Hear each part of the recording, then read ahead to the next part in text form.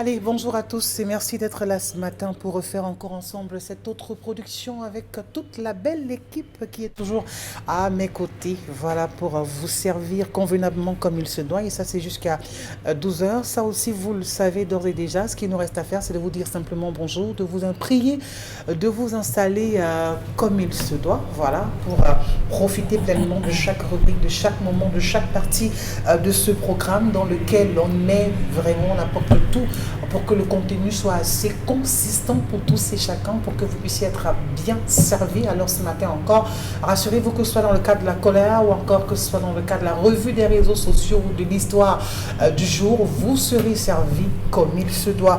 Dominique Audrey Oyengelek, avant on va dire bonjour à Warren Zedian, celui qui est de l'autre côté. Quand il est là, vous pouvez aussi le remarquer. Voilà. Dominique Audrey Oyengelek, bonjour à vous. Isabelle Carole. Il y a du monde au balcon. Toujours. Vous avez Toujours. un décolleté Ah ouais. assez poussé aussi. C'est vrai que maman Benga ne soit pas sûr Il n'aime pas ça. Bon, mon cas validé ça ce matin. Ça veut dire que de mon côté, vraiment, il n'y a rien à dire. Vraiment, quand vous osez vous mettre comme ça, tout près de bonbon, il est allergique à ce type de vêtements. Donc... Non, le père a validé ça ce matin. Vous savez que quand il n'est pas content, c'est lui qui nous boutonne ici. Donc, pas mon moment n'a rien dit. Ça veut dire qu'il n'y a pas de problème. D'accord. Ça va, vous allez bien? Oui. Bon, je ne sais pas si je dois dire oui. Je ne vais pas bien parce que je n'ai pas pu dormir après avoir discuté avec le monsieur de l'histoire de ce matin. J'ai eu... Donc, à des heures tardives, vous êtes en train de pouvoir échanger, oui, trouver... Oui, ça arrive selon les cas. Il y a des gens qui passent par tellement de difficultés, tellement d'incompréhension et de problèmes qu'on est obligé parfois de s'éterniser sur toute la journée. Donc ça dépend évidemment de la situation, de l'état de la personne qui me contacte à ce moment-là. Donc c'est pas pour dire aux autres que... Non, c'est au feeling.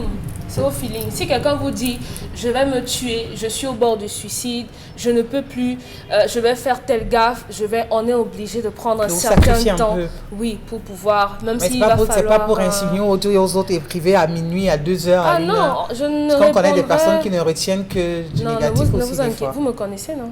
Ne vous inquiétez pas pour ça. Donc, d'accord. Ce matin, le monsieur qui nous écrit dit que je suis traumatisée. J'ai 5 enfants.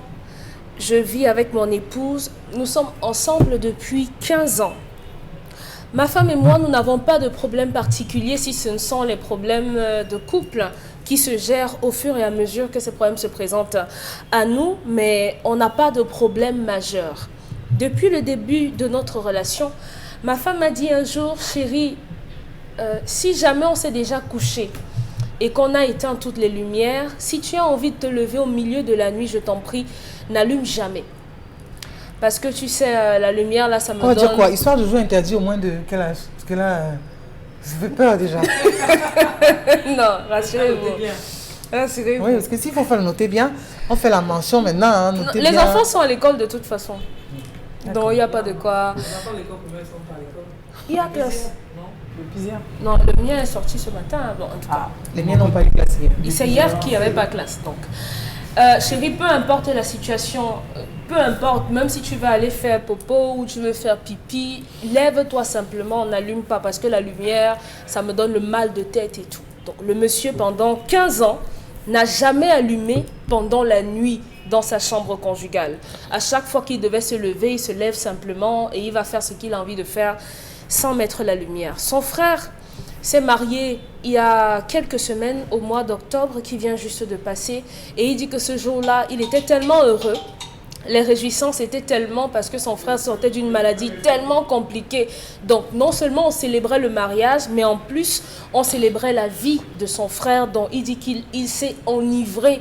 Il a tellement bu qu'il a quasiment bu son cerveau. Il est rentré, comme d'habitude, sa femme lui a ouvert la porte et il est allé se coucher.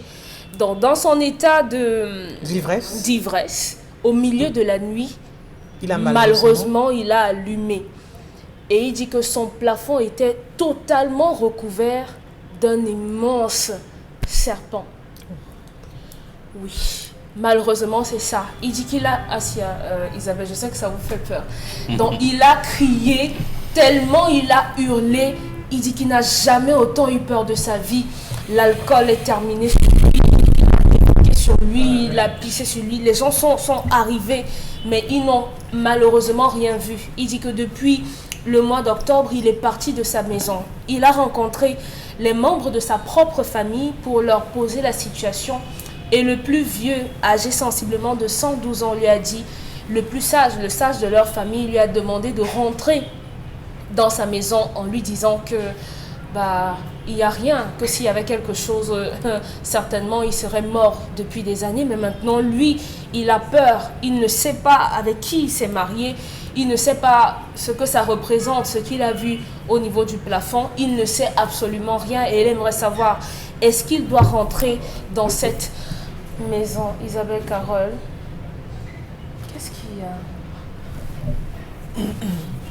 C'est vrai que vous savez très bien ma position par rapport à ce genre d'histoire, mais allez-y, c'est bon, c'est fini. Oui, c'est bon. Est-ce qu'il rentre dans cette maison? Vous rentreriez dans cette maison? Heureusement que je n'ai pas la possibilité de donner mon point de vue sur ce plateau. Merci Seigneur. Alors, Dominique Audrey, vraiment, parce que là, je préfère commencer par vous. C'est vous qui avez été la première personne en contact avec lui. Oui. Donc, vous pouvez imaginer toute l'émotion qui l'anime en ce moment précis.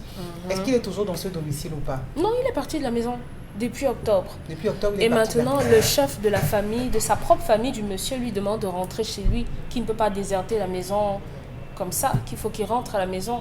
Et maintenant, lui, il dit que vous voulez qu'il rentre dans une maison comment, quand toutes les nuits, donc, ça veut dire les que, nuits, et les enfants, où se trouvent les enfants? Ils sont dans la chambre à côté. Il y a les chambres. Ça veut dire que les enfants ne sont pas au courant de ce qui se passe? Pas véritablement. Les enfants n'ont rien vu.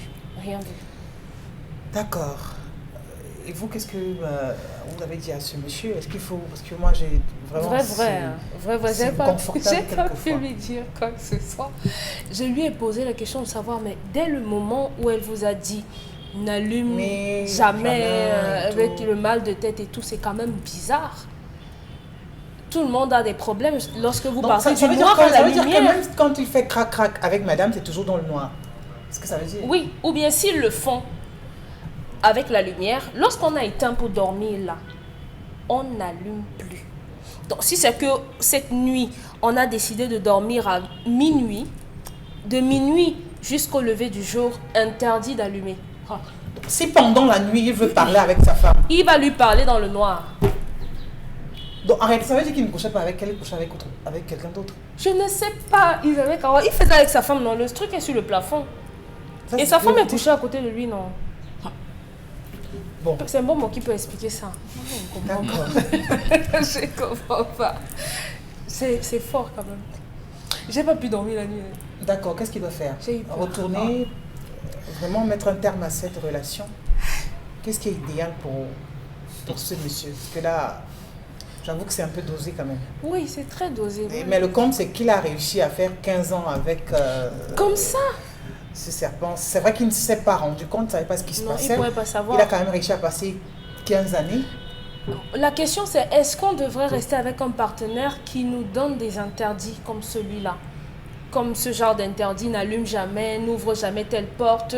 Parce qu'on m'a aussi parlé d'un monsieur qui avait dit à sa femme, voilà l'œuf qui est placé à tel endroit dans la chambre. Peu importe les problèmes qu'on aura, ne touche jamais à cet œuf. Le premier problème qu'il a eu avec sa femme, elle allait casser et le monsieur est décédé. Est-ce qu'on doit avoir ce genre d'interdit? Ou bien lorsqu'on vous pose ce genre d'interdit, est-ce qu'on doit continuer Donc ça dans veut la dire que relation? pour vous, dès l'aube de la relation, c'est-à-dire que, voilà, au Oui, petit ça, matin, des- il devrait, le monsieur déjà devrait commencer à se poser ce genre de questions. Bien entendu. Ou alors avoir une conversation avec sa femme. Bien sûr, bien sûr.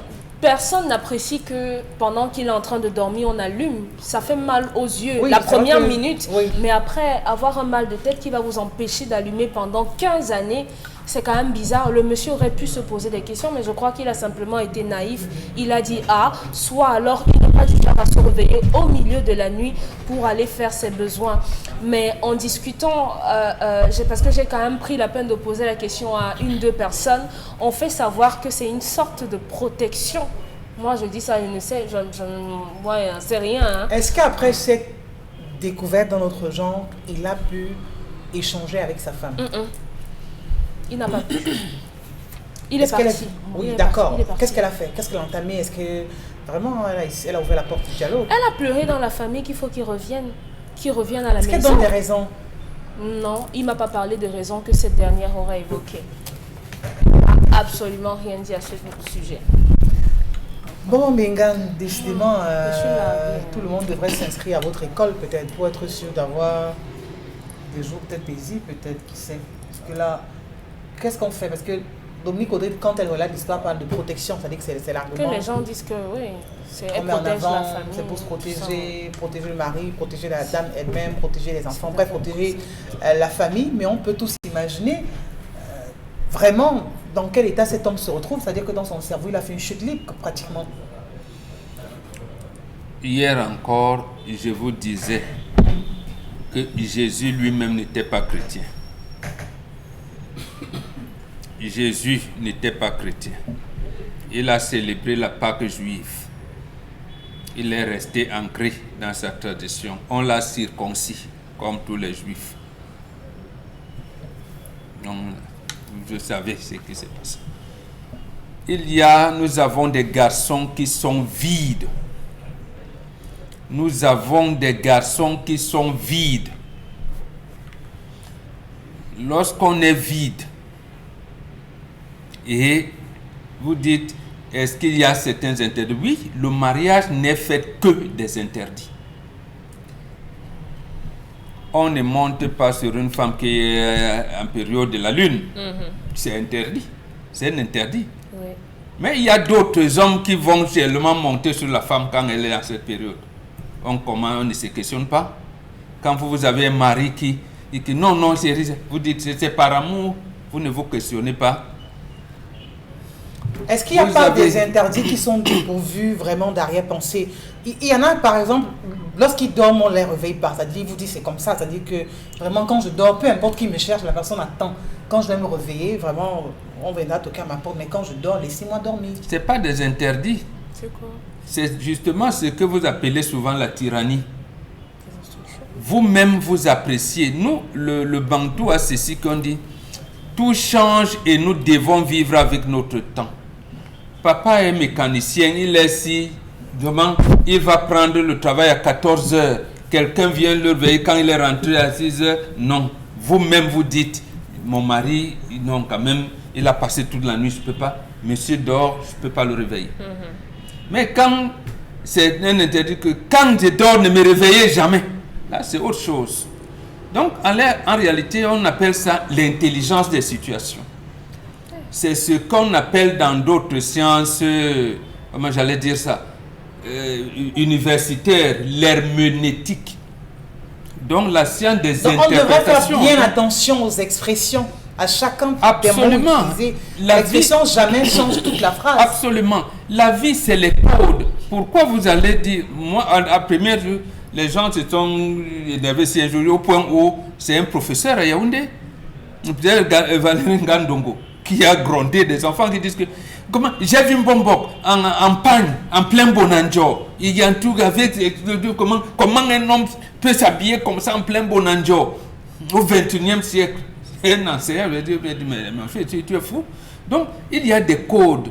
La femme, parce que cet homme ne peut pas, elle a l'incapacité de mettre un règlement intérieur dans sa famille. Et après, vous allez dire, c'est l'amour. Ce n'est pas l'amour, c'est les bêtises. C'est la bêtise. Parce que l'homme instruit, c'est lui qui met le code de fonctionnement de la famille. Et la femme adopte, puisque c'est la femme qui se réveille avec les idées de son mari, pas le contraire. D'où vient-il que ta femme te dit, n'allume jamais? Donc, ça revient donc à ce qu'on vous dit toujours, le ngambi. Vous ne pouvez pas aller épouser une fille dont vous ne connaissez ni d'Ève ni d'Adam. Il y a des antériorités dans une famille. Si vous entrez dans une famille qui a des totems de ceci, mais vous devez le savoir. Dès que j'entre dans une famille qui a des totems serpent, le lion ou quoi que ce soit. Et à ce moment, vous dites, comme moi je suis un bouc, le lion va me dévorer, donc je n'entre pas. Je vais chercher un troupeau de boucs. On fait le ngambi, puisque chez nous, on ne rompt pas le mariage. Non, on ne rompt pas. Un vrai Bantou ne rompt pas le mariage. Et c'est lui qui fuit pour aller où? C'est sa bêtise là. La bêtise maintenant, il fuit. Il allait où? Il pense qu'il peut fuir. On ne fuit pas ce genre de sorcellerie. 15 ans, madame t'a avalé, cher ami. Et elle te laisse d'éléments pour que l'information ne soit pas, j'allais dire, répandue. Et elle sait que tu sais, que tu as peur que l'information ne puisse être répandue. Est-ce que ça veut dire qu'il a mal fait d'en parler ou alors il a parlé de ça aux mauvaises personnes? Il a d'abord mal fait de ne pas faire l'ongambi. Oui. D'avoir une femme, je ne sais pas quel genre de femme. Les enfants qui sont là auront le totem de serpent, il ne sait pas. Lui sait que j'ai 3 enfants, vraiment, mes enfants sont... Voilà. Et ces enfants, sûrement, il les a conçus dans l'obscurité, avec les... Oui, avec les vibrations serpentologiques, ou quoi, Jésus permettait l'expression. Vous savez que ce n'était pas avec sa femme qu'il se retrouvait? Non. Il y avait une personne mystique extérieure qui était là, qui contrôle le couple jusqu'à la conception des enfants. Là, ça, c'est ça, en fait. Là, maintenant, non. La personne, il a bien fait de s'intéresser au chef de famille. Au chef de famille qui ne doit pas seulement dire retourne chez toi, qui doit dire mais ma fille, c'est toi qui m'as dit la main. Donc lui-même, le chef de famille, l'erreur lui revient. Comment il est allé doter une femme? On lui remet une femme dont il n'a pas fait l'ongambi. Est-ce que ça veut dire pour vous, cette fille, vraiment, toute sa famille aussi impliquée, ou alors pour vous, c'est simplement la dame, le monsieur devrait se méfier et de sa femme et de toute la famille de sa femme, ou alors se limiter simplement à sa femme? C'est l'ongambi qui déterminera, parce qu'on a des filles ici qui sont dans le club, les familles ne savent pas. Ouais. Ils sont dans les choses, ils sont là, vont dans les snacks, ils ont ceci. Il y en a même qui vont dans un carrefour où on ne les connaît pas, elles se déshabillent. Elle marche sur 100 mètres, on dit après elle retourne dans sa voiture et part. La famille n'est pas au courant. Est-ce qu'elle a pris ça quelque part? On ne sait rien. C'est l'ongambi qui détermine ces genres de situations. Ou alors, est-ce que c'est quelque chose au thème de la famille qu'on transmet aux filles qui vont en mariage? On ne sait jamais. Donc c'est l'ongambi qui détermine. Et puis, quand vous voulez faire une vie harmonieuse, faites l'ongambi. L'ongambi vous rapproche de plus près de la nature, de la vérité qui est dans la nature. Donc, mon fils, prends ton chef de famille, le tout ne se limite pas là. Vous allez consulter de quelle ère géographique vous êtes, je n'en sais rien. Vous allez consulter, vous faites l'ongambi. Et par la suite, ou alors c'est l'ongambi qui dira la conduite à tenir. C'est l'ongambi qui dira la conduite à tenir à ce moment-là. D'accord. Ça, la même voiture. Aujourd'hui, c'est cet homme qui se retrouve en train de quitter la maison. Généralement, c'est que c'est la femme, quand ça ne va pas, qui plie le bagage. Mais là, avoir un homme qui dit vraiment, je m'en vais, je laisse ma femme vraiment dans cette maison-là, je ne peux plus tenir. Après ce que j'ai vu, je n'en reviens pas. Mais toujours est-il qu'il y a quelque chose de particulier. Il a passé 15 ans dans ces conditions, qu'il le veut ou pas, ça reste. Alors, il faut dire que c'est des histoires comme on les aime. C'est des histoires comme on les aime. C'est des histoires comme on les aime. Il y en a plein. Plein de ces histoires qui écument les bars, les chapalos et tout ce qu'on peut dire. Pourquoi je le dis? Cet homme déjà, premièrement, n'est pas un homme parce que c'est lui qu'on a épousé. C'est pas lui qui a épousé. C'est lui qu'on a épousé. Il a épousé une femme qu'il ne connaissait pas. Une femme qui le maîtrisait. Une femme qui se nourrissait de lui, de son énergie, qui le vidait de son énergie.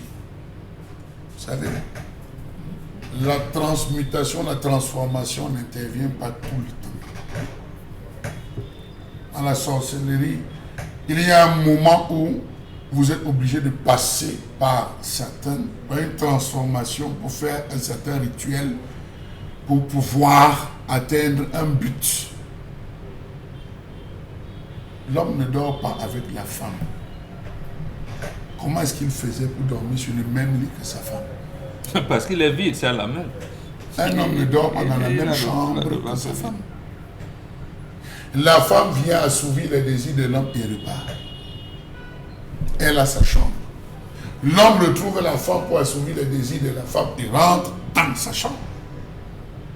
L'homme ne monte pas sur sa femme lorsqu'elle est en pleine menstruation, parce que même dans votre Bible, on dit la femme est sale.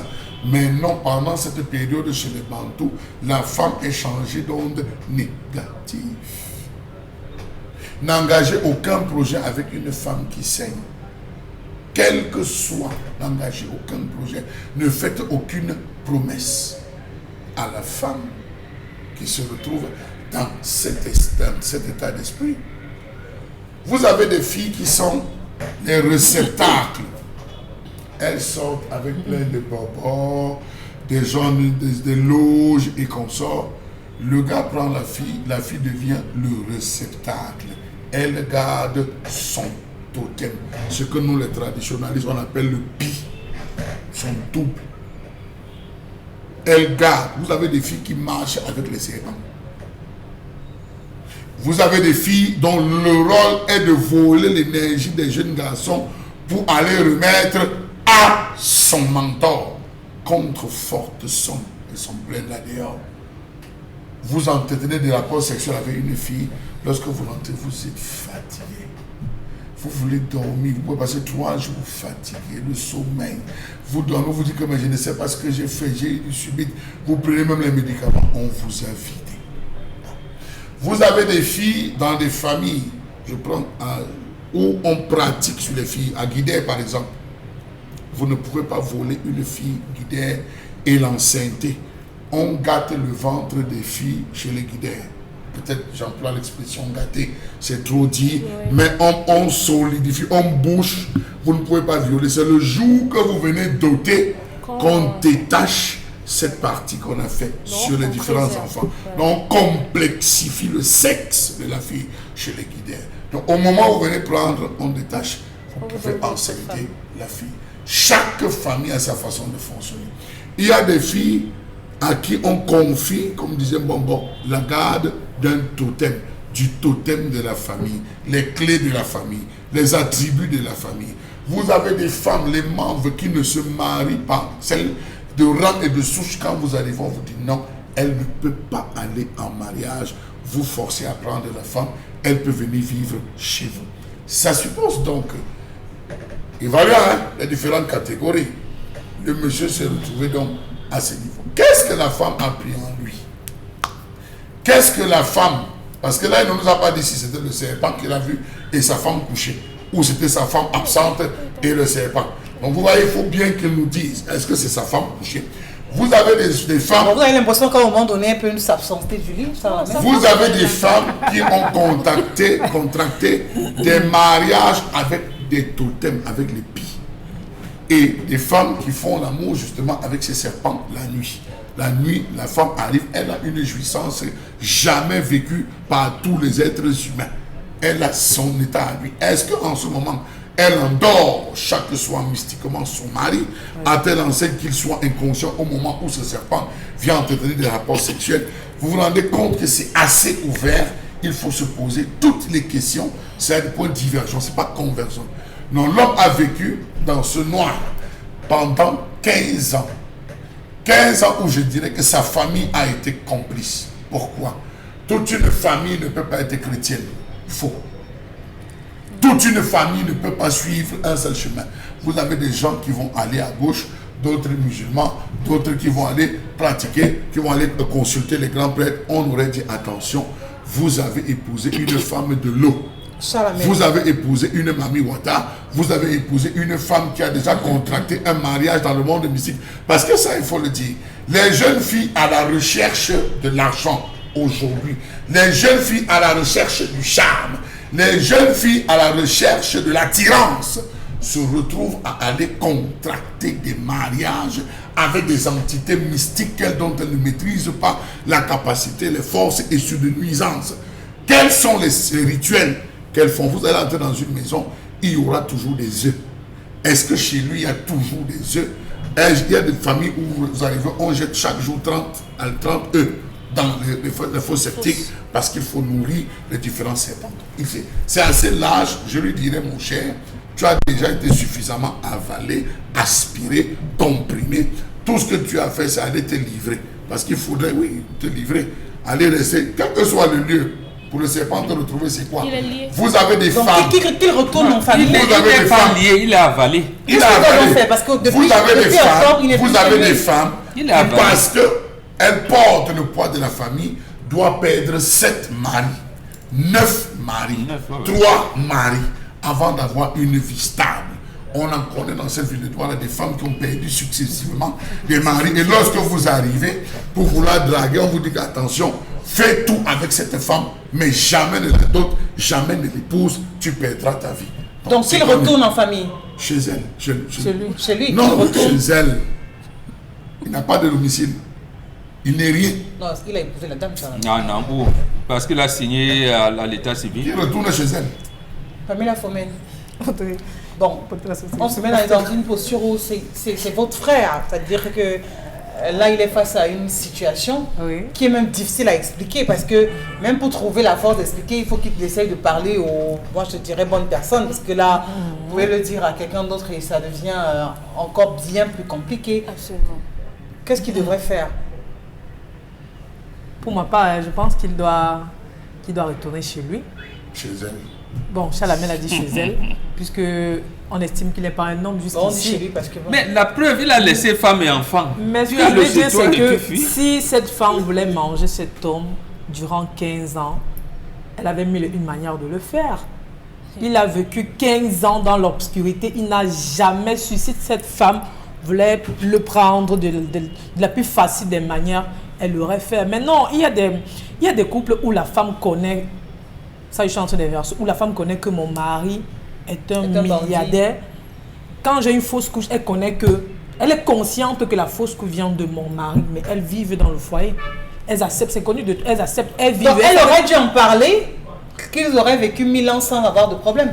Je me dis que la femme, elle aime son mari, même si on peut dire peut-être elle a pris ça de sa mère parce que ça se transmet aussi parfois de la mère à l'enfant.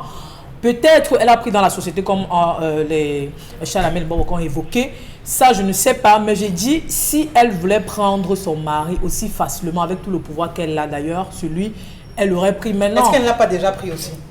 Jusqu'ici, il est vivant, même si on va dire peut-être Ce de que corps, vous mais pas oubliez, d'esprit, dans- mais il dans le respire cercle encore. initiatique, il y a des interdits.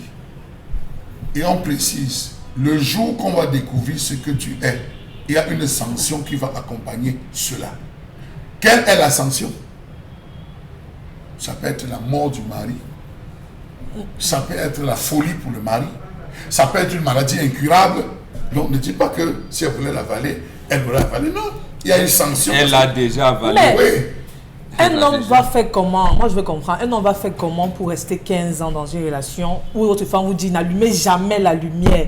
C'est les gens qui appartiennent Il au saura club. peut-être que c'est un C'est choix. les gens qui appartiennent Non, au un club choix de à faire 15 confiance. 15 Lui ans aussi, après un lui aussi, choix. il faut remettre en question son attitude parce qu'il a toléré ce genre de... Elle a bloqué son cerveau ou de quoi? Il y a comportement de des la choses femme. qu'on peut vous interdire comme Bombora dit, mais votre femme ne peut pas vous dire que à 15 ans de relation, que n'allume jamais la lumière. Moi, honnêtement, je vais allumer, toi qui m'arrive, j'assume. Je vais allumer consciemment et je verrai ce qui va arriver, puis je saurai de quoi je suis mort. Je peux pas. D'accord, maintenant qu'il l'a fait, il a donc violé l'interdit Oui. et il a du mal à assumer. Nous Il avons... doit revenir chez lui. Pour moi, il Et- doit revenir dans Qu'est-ce sa qu'il doit maison. faire? Il va dormir Revenir comment? et dormir où? Revenir et entamer quoi? Il va Dialoguer aller où? avec la femme, en parler avec elle, l'obliger à dire la vérité? Il va aller- Quelle vérité? La vérité, c'est que sa femme a le serpent, c'est une sorcière. Il veut encore quelle vérité? Que la femme vienne l'avaler devant tout le monde pour qu'il sache que sa femme n'est pas une personne comme lui. C'est ce qu'il attend. Qu'il parte, qu'il revienne chez lui, je vais dire qu'il revienne vivre dans Il sa reste maison. avec sa sorcière, il prend sa sorcière, il avance J'ai avec. dit, hein, chacun a son bandit, non? Tu vis avec ton bandit. Il connaît déjà que sa femme est comme ça, non? Ça sert à rien de partir. Même dans 10 ans, si la femme veut le récupérer, elle va le récupérer. Même à l'instant où on entend de se parler, si la femme veut récupérer cet homme, elle va le récupérer. Il va aller jusqu'où? Il va aller où même d'ailleurs? Donc en fait, les sorciers ont gagné quoi? Pas ça. Donc les la personnes- sorcellerie a pris le dessus. Non. Si je vais te manger aujourd'hui et que je ne t'ai pas mangé depuis hier, même demain je te mange. Non, mais Dominique Audrey... Il a déjà Soit les perdu. Il a suivre, perdu la non, bataille. non, Il a c'est perdu. sûr. Non, nous ici, Il a sur ce perdu. plateau, Il a perdu. on a des sacs. On a des chambres où il est strictement interdit à la femme d'entrer. Dans la même maison. Même Oui, oui, tout à fait. on a des sacs qui est strictement interdit à la femme de porter. On dit à la femme, si les enfants ne sont pas encore grands, si jamais je tombe, quand tel et tel arrive, prends ce sac, tu les remets. Mais si l'enfant est déjà grand, vous appelez l'enfant en lui disant, on ne sait jamais si tu entends que je suis tombé, prends ce sac, tu gardes. Tel et tel viendront te poser la question, dis-leur que je t'ai demandé de garder le sac, ils comprendront ce qu'il y a lieu de faire. Ça, c'est dans le cercle initiatique. Oui. On interdit des choses à la femme. Il y a des femmes qui ont reçu des initiations qui, à la maison, ont leur chambre où le mari ne peut pas intégrer sur leur sanctuaire. Il ne faut pas faire la confusion parce que les gens vont faire la confusion aujourd'hui en disant que oh, ma femme est sorcière. Non. C'est le cas où l'homme a découvert un serpent chez lui. Il faut faire la précision. Parce que là, ça va créer l'amalgame dans les foyers où on va dire que parce que tel, il est tendre, il est ceci, il est cela. Ça veut dire que non, non, non. Il y a des choses où la femme ne doit pas mettre les yeux. D'accord. Merci Charlemagne pour toutes ces précisions. On va d'ailleurs rester avec vous pour rentrer dans l'autre partie aussi voilà, importante de ce programme. C'est évidemment la colère.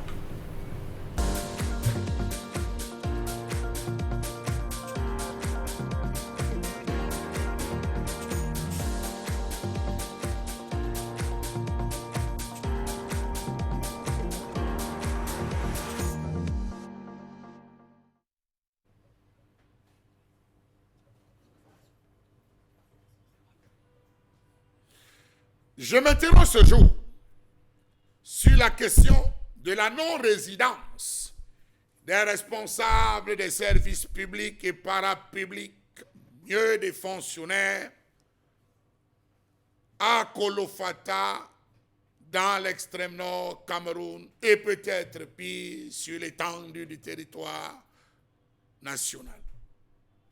Le 27 octobre 2022, Midiawa Bakari, le gouverneur de la région de l'extrême nord, a écrit au préfet du département du Mayo-Sava pour lui faire part de sa préoccupation au sujet de la non-résidence des responsables des services publics à Kolofata, la principale ville du dit département. Sauf que cette sortie du gouverneur arrive à un moment où la situation a pris de l'ampleur dans l'extrême nord Cameroun et dans certaines parties du Cameroun, notamment le nord-ouest, le sud-ouest et une partie de l'est Cameroun, où certains responsables ont choisi littéralement de disparaître pour aller se débrouiller ailleurs, tout en percevant l'argent du pauvre contribuable mis à la disposition. Le gouverneur a noté que bon nombre de responsables des services publics et parapublics nommés n'y résident pas. Certains n'y vont que de façon éclair, tandis que d'autres passent des séjours prolongés en dehors de leur lieu de résidence par principe. Il faut donc dire que le principe de désertion ou le phénomène de désertion des fonctionnaires a pris de l'ampleur dans ce pays à telle enseigne que les passe-droits, les interventions, les coups de fil, les appels téléphoniques plaident en faveur des déserteurs. On a rappelé à l'ordre un chef de service au nord-ouest. On lui a rappelé N fois de revenir prendre service, faute de quoi il devait être considéré comme démissionnaire. Eh bien, celui qui l'a rappelé à l'ordre, je ne voudrais pas citer ici les noms, a reçu un appel des hauts lieux pour lui dire, monsieur, qu'est-ce que tu as à voir avec telle personne? C'est la seule personne que tu as vue. Oriente tes yeux ailleurs. Comment donc comprendre que l'administration veut fonctionner et qu'il y a des passe-droits, des interventions, des hautes instructions, des abandons de postes qui se sont multipliés, voire accentués dans les deux régions du nord-ouest et du sud-ouest, alors que ces personnels de l'État font l'objet, disons-le, d'enlèvements et assassinats ciblés à une certaine époque. La fonction publique camerounaise porte en elle le summum de tous les grands mots: laxisme, absentéisme, irresponsabilité, lenteur administrative et bureaucratique. On entend dire souvent Est-ce que c'est le champ de mon père? Pourquoi travailler plus que les autres? Ou encore le travail d'une Ngwamana ne finit pas. C'est l'homme qui finit. Personne n'a de conscience ni d'éthique professionnelle pour accomplir de façon efficace le service public. Comment comprendre cette situation qui perdure même dans les zones où il n'y a pas de danger, pour parler trivialement?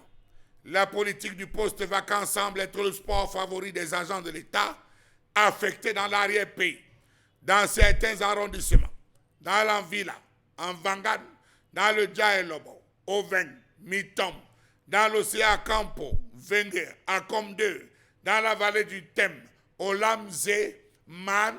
Plus grave encore, on retrouve dans la Sanaga maritime des personnes irresponsables affectées qui vont de manière sporadique. Au niveau de Kolofata, on a atteint le pic. Ils s'en foutent carrément parce que, disent-ils, ils sont là pour un temps, ils attendent les affectations.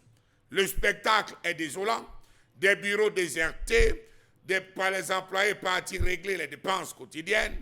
Ailleurs, le chef de service est parti dans son village, animer un meeting, lui-même étant cadre du parti, et on vous dira, monsieur, il faut revenir la semaine prochaine, votre dossier est toujours en signature. À Kolofata, c'est grave, parce qu'ils disparaissent, on signe PO, par ordre.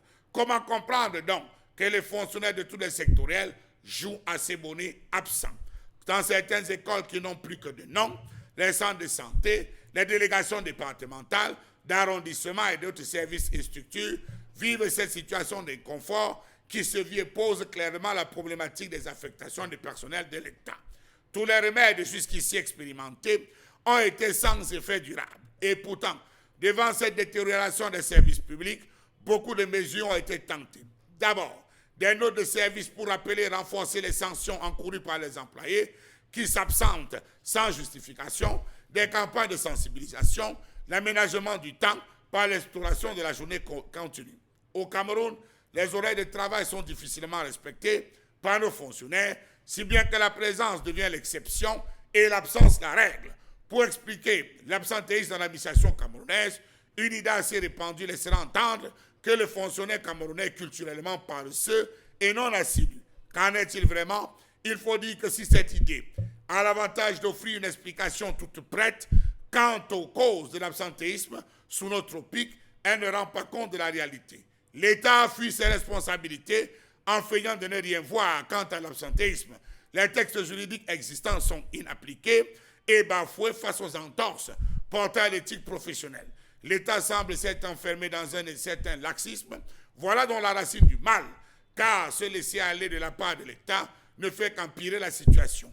Comment comprendre que les fonctionnaires choisissent à leur bon gré d'aller ou pas dans leur lieu d'affectation? Comment comprendre que les fonctionnaires se retrouvent à s'absenter sans aucune observation des règles administratives? D'autres arrivent pour les réunions du lundi, redisparaissent le mardi ou le mercredi, reviennent le dimanche soir, naviguent ainsi, plombant de fait l'administration. Rappelons que le gouvernement camerounais est confronté au phénomène de désertion et de refus des fonctionnaires de prendre service dans certaines régions. Savez-vous que le système camerounais, ou que dans le système camerounais, le fonctionnaire y entre pour y rester jusqu'à l'âge de la retraite? De ce fait, l'agent public jouit de la sécurité de l'emploi qui implique la promotion, les avancements et le classement, la sécurité du salaire et l'admission à la retraite. Rappelons-nous qu'en mars 2019, 600 fonctionnaires étaient dans le viseur du Conseil régional de discipline de l'extrême nord. Certains totalisent 3 ans d'absence à leur lieu de service. Comment comprendre cette délinquance professionnelle protégée, aménagée, bénie, ou par les hautes instructions, les mentors, et que sais-je encore? Est-ce que ce rappel à l'ordre du gouverneur passera? Just wait and see. Ramel, pour cette question aujourd'hui assez pertinente, une situation aussi préoccupante, voilà, qui revient, qui ne cesse de revenir, des appels à l'ordre. Est-ce que vraiment c'est aussi efficace, Dominique Audrey, Parce qu'aujourd'hui, s'absenter est comme quelque chose de devenu assez normal. On vous affecte dans une zone ou dans telle autre zone, mais vous choisissez de venir simplement paraître, de venir simplement signer, de venir faire cette présence-là. Et puis, vraiment, on repart. C'est simplement pour décrier le caractère inconfortable du pays dans lequel on est, ou du moins de certaines zones. Parce qu'il faut dire que il y a des zones dans lesquelles, une fois qu'on est affecté, on choisit toujours de déserter, peu importe le prix à payer, comment négocier. Oui, ces zones généralement et malheureusement sont appelées l'arrière-pays. Parlant de la zone septentrionale, on vous dira que le phénomène Boko Haram aujourd'hui fait qu'on se sent tellement en insécurité puisqu'on ne peut pas refuser d'obtempérer à l'affectation dans la zone. On est obligé de faire comme cela, on reste en retrait chez soi. On décide de mener ses activités à côté, mais le lundi, Charles Hamel a mentionné, on vient, on préside une réunion, on assigne des tâches et après basta. On ne revient plus dessus. C'est un peu... on en arrive là simplement parce qu'on n'applique pas les sanctions qui devraient être appliquées à ces fonctionnaires. Je crois que le président Ahidjo, en 87, je crois, février 1987, n'était plus au pouvoir en 87. Non, il y a le décret qui est marqué, soit c'est 87 ou bien je ne sais pas trop quoi, je me trompe certainement, parlant de la fonction publique, parle des sanctions qui devraient être appliquées aux fonctionnaires qui ne font pas véritablement leur travail. Qu'on soit au niveau de la hiérarchie ou bien qu'on soit un peu plus bas que la hiérarchie, si vous ne respectez pas une certaine codification, si vous ne respectez pas les normes, il y a des sanctions. Ça va du blâme, les blâmes, le retard de l'avancement de sensiblement 1 à 2 ans. Il y a énormément de sanctions à appliquer aux fonctionnaires qui ne font pas leur travail, que ce soit dans le corps de l'armée ou bien la fonction publique. Simplement parlant de ces fonctionnaires-là, il y a des sanctions. Donc si on ne sanctionne pas, si personne ne fait rien, on ne pourra malheureusement pas se plaindre de ce que personne ne fait ce qu'il devrait faire aujourd'hui. Donc voilà la date mentionnée par... c'est 74, ouais. Voilà. 1974, février 1974, il y a le décret qui organise la fonction publique avec ce qu'il faut faire en termes de bénéfices, des avantages et également des sanctions à appliquer à ces fonctionnaires qui ne font pas leur travail. Maintenant, l'autorité en appelle à ce que ces fonctionnaires reviennent prendre fonction. Il faut simplement s'assurer que les conditions de sécurité soient de mise pour pouvoir leur permettre, parce qu'ils vous diront, nous on ne peut pas se mettre en danger, on n'a pas envie de risquer nos vies parce que, donc s'il y a des mesures de sécurité, je crois qu'elles pourront évidemment revenir, mais si elles ne reviennent pas, on les remercie et on donne la place à ceux qui seront à même d'aller travailler. D'accord. Alors, les règles administratives sont connues, mais aujourd'hui, on fait le choix de piétiner toutes ces règles. On fait le choix de la zone dans laquelle on va travailler. Mais à côté de ça, on est conscient de ce que ça coûte à l'État de pouvoir régler tout le temps des factures ou alors des salaires par rapport à ces fonctionnaires-là aussi. Mais qu'en retour, il n'y ait pas cet échange, parce que vous êtes payé pour des services. Mais quand il n'y a pas un retour d'ascenseur, on laisse faire pendant de longues années. À qui ça profite à la fin? À personne. Même à ces fonctionnaires qui jonglent, ça ne leur profite pas. Parce que le déploiement de fonctionnaires permet ce qu'on a appelé, à partir des années 1966, l'intégration nationale. Il avait été établi que les enfants, jusqu'à l'âge de 7 ans, ont la capacité d'apprendre au moins 4 langues. Donc, dans le déplacement de leurs parents, il leur est facile de l'apprendre. Et ces problèmes de tribalisme sont d'ordre anthropologique, devaient être résolus. Et voilà, donc ils perdent. Même les fonctionnaires devaient causer pour voilà. La langue. Oui, la langue, on nous a fait quoi. Le problème qui se pose est un problème d'ordre structurel. On a divisé notre pays en Batoustan, donc en clans, en Batoustan. Il a parlé de l'arrière-pays, effectivement. Vous avez entendu parler de l'axe nord-sud, les choses comme ça. En réalité, c'est ce clivage, prenons le mot comme ça, qui fait qu'il y a eu des zones qu'on a préféré enclaver toute la région de l'Est et tout le Grand Nord. C'était d'abord des zones complètement enclavées. Or, il y avait une orientation, soit idiot, comme il a parlé justement de 74. Justement, c'était sous le 3e plan quinquennal. Il y avait une orientation parce qu'en 73, il y avait 2 crises. Crise du pétrole, mais également la sécheresse dans le Grand Nord. Il était donc question, premièrement, pour les Camerounais du Sud, de commencer soit par le Grand Nord ou par l'Est, et au fur et à mesure que tu t'approchais de la retraite, on te rapprochait de ta zone de résidence. Et ceux du Nord, du Grand Nord, commençaient ailleurs, et pendant la retraite, on les approchait du Nord. Sauf que, on disait rapprocher l'administration des administrés. Nous avons 2 hauts responsables des institutions. Le président du Conseil économique et social, qui s'appelle Ayan Luc, le président de l'Assemblée nationale depuis, je pense, 1994, s'appelle Kavayeye, qui est député depuis ce décret-là, depuis les années 70. Il est député. Et il est chef traditionnel. Et Akolo Fata. Et certains de nos compatriotes les ont appelés les élites superficielles. Donc les élites de Yaoundé. Comment donc approcher l'administration des administrés lorsque les services publics ne fonctionnent pas? Avant même Boko Haram, c'est seulement devenu, c'est récent. Les gens allaient, ils prennent le service, ils rentrent. C'est pour ça qu'on était offusqué. Bon, ce n'est pas Kolofata, c'était à Poli, un arrondissement dans la région du Nord. Docteur Faisal, qui est mort de suite de morsures de serpent. Lui, il vient dans un hôpital parce qu'il était de la région. Il a même mis son salaire et tout son rappel. Vous voyez, un enfant même, malheureusement, il est mort. Il a aussi une morsure de serpent. Oui, des morsures de serpent en quittant Poli à l'entrée de l'hôpital régional de Garoua. Et c'est pour ça que on avait profité à l'époque pour leur dire, mais chers amis, si vous étiez restés dans la culture africaine, vous aurez su que si on prend telle herbe, on mange, voilà, on atténue. Donc, Kolofata, il faut poser les questions à Yann Luc et à Kavayeye Djibril. Pourquoi cet état de choses? Pourquoi cet état de choses? On ne leur demande pas de favoriser expressément leur zone. Mais vous ne pouvez pas être président d'une institution comme cela et oublier que c'est une zone où il y a toujours des problèmes entre les éleveurs et les agriculteurs, entre les migrations de population, où il y a les inondations. Voilà.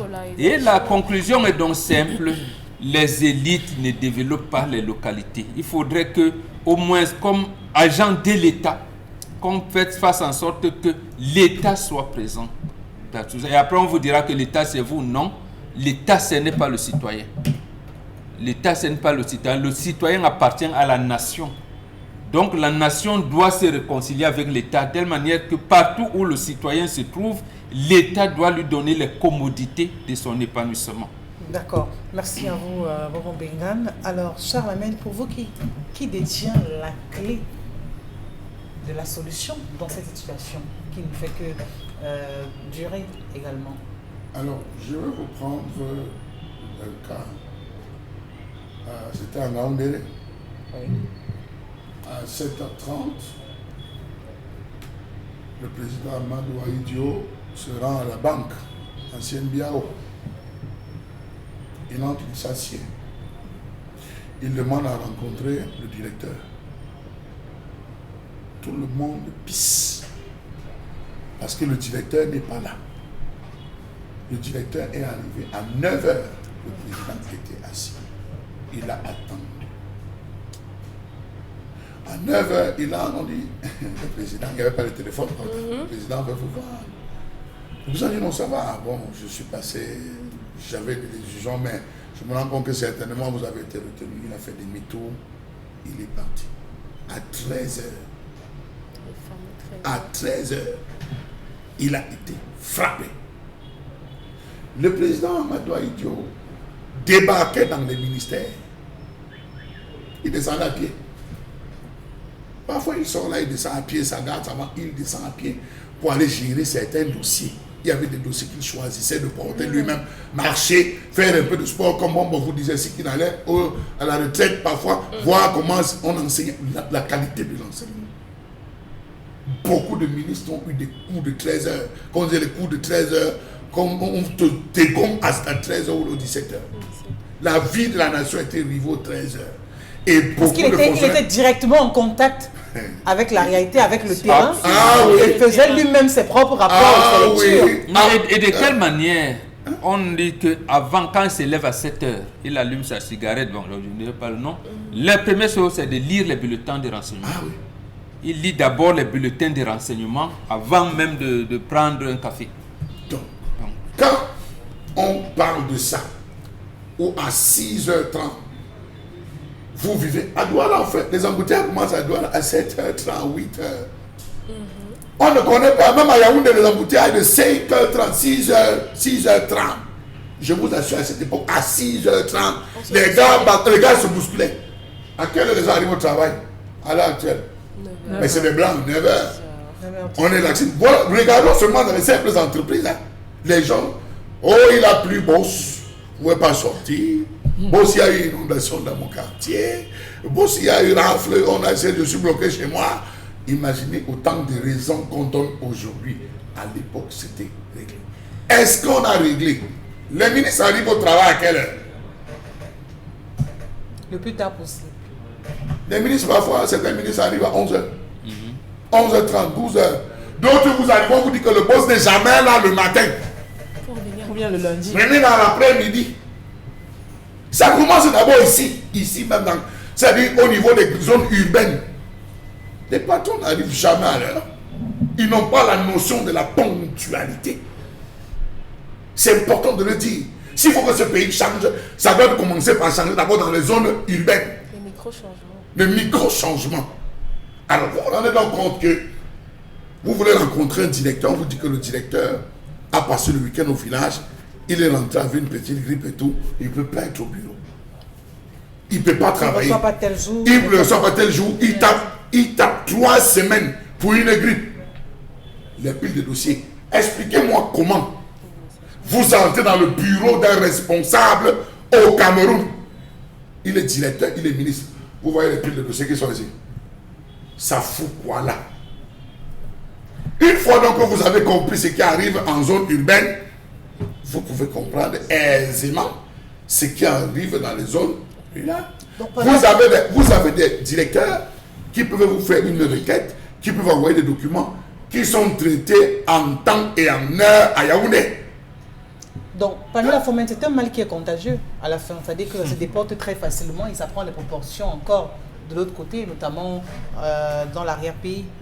Oui, c'est un mal qui est contagieux, Isabelle Caron, mais je pense que la correspondance